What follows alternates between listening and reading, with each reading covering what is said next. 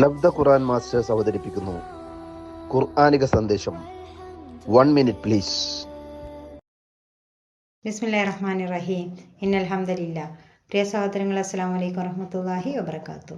ഒരുപാട് സുഖ സൗകര്യങ്ങളോടും കൂടി എല്ലാ ഭൗതിക അനുഗ്രഹങ്ങളോടു കൂടിയൊക്കെ ജീവിക്കുന്ന ആളുകളിൽ പോലും അസ്വസ്ഥരായി സമാധാനമില്ലാതെ ജീവിക്കുന്ന അവസ്ഥ നമുക്ക് കാണാൻ കഴിയുന്നതാണ്.